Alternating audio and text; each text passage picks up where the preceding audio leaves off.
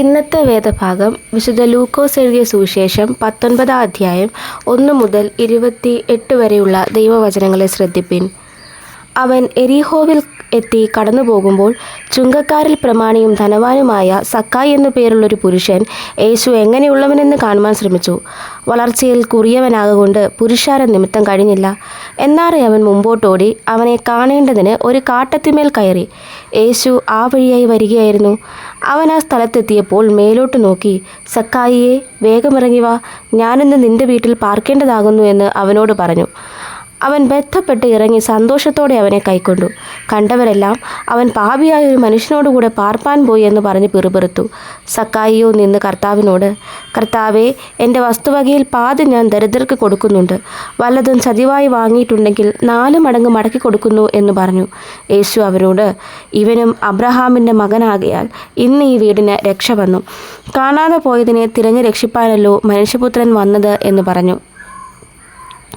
അവർ ഇത് കേട്ടുകൊണ്ടിരിക്കുമ്പോൾ അവൻ യെരുശലേമിന് സമീപിച്ചിരിക്കയാലും ദൈവരാജ്യം ക്ഷണത്തിൽ വെളിപ്പെടുമെന്ന് അവർക്ക് തോന്നുകയാലും അവൻ ഒരു ഉപമയും കൂടെ പറഞ്ഞതെന്തെന്നാൽ, കുലീനനായൊരു മനുഷ്യൻ രാജത്വം പ്രാപിച്ച് മടങ്ങി വരണമെന്ന് വെച്ച് ദൂരദേശത്തേക്ക് യാത്ര പോയി.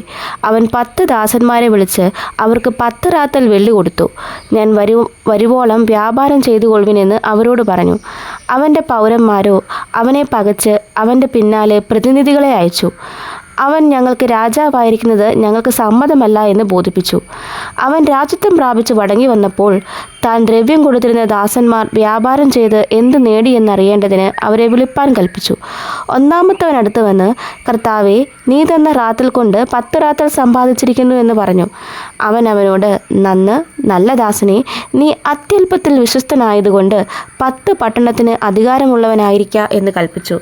2-മത്തവൻ വന്ന്, കർത്താവേ, നീ തന്ന റാത്തൽ കൊണ്ട് 5 റാത്തൽ സമ്പാദിച്ചിരിക്കുന്നു എന്ന് പറഞ്ഞു. നീയും 5 പട്ടണത്തിന് മേൽവിചാരകനായിരിക്ക എന്ന് അവൻ അവനോട് കൽപ്പിച്ചു.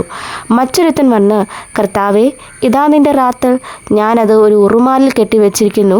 നീ വയ്ക്കാത്തത് എടുക്കുകയും വിതയ്ക്കാത്തത് കൊയ്യുകയും ചെയ്യുന്ന കഠിന മനുഷ്യനാകൊണ്ട് ഞാൻ നിന്നെ ഭയപ്പെട്ടു എന്ന് പറഞ്ഞു. അവൻ അവനോട്, ദുഷ്ടദാസനെ, നിന്റെ വായിൽ നിന്ന് തന്നെ ഞാൻ നിന്നെ ന്യായം വിധിക്കും. ഞാൻ വയ്ക്കാത്തതെടുക്കുകയും വിതയ്ക്കാത്തത് കൊയ്യുകയും ചെയ്യുന്ന കഠിന മനുഷ്യനെന്ന് നീ അറിഞ്ഞുവല്ലോ. ഞാൻ വന്ന് എൻ്റെ ദ്രവ്യം പലിശയോടുകൂടെ വാങ്ങിക്കൊള്ളേണ്ടതിന് അത് നാണ്യപീഠത്തിൽ ഏൽപ്പിക്കാഞ്ഞതെന്ത്? പിന്നെ അവൻ അരികെ നിൽക്കുന്നവരോട്, ആ റാത്തൽ അവൻ്റെ പക്കൽ നിന്നെടുത്ത് 10 റാത്തലുള്ളവന് കൊടുപ്പിൻ എന്ന് പറഞ്ഞു. കർത്താവേ, അവന് 10 റാത്തലുണ്ടല്ലോ എന്ന് അവർ പറഞ്ഞു. ഉള്ളവന് ഏവനും കൊടുക്കും, ഇല്ലാത്തവനോട് ഉള്ളതും കൂടെ എടുത്തു കളയുമെന്ന് ഞാൻ നിങ്ങളോട് പറയുന്നു. എന്നാൽ ഞാൻ തങ്ങൾക്ക് രാജാവായിരിക്കുന്നത് സമ്മതമില്ലാത്ത ശത്രുക്കളായവരെ ഇവിടെ കൊണ്ടുവന്ന് എൻ്റെ മുമ്പിൽ വെച്ച് കൊന്നുകളവിനെന്ന് അവൻ കൽപ്പിച്ചു.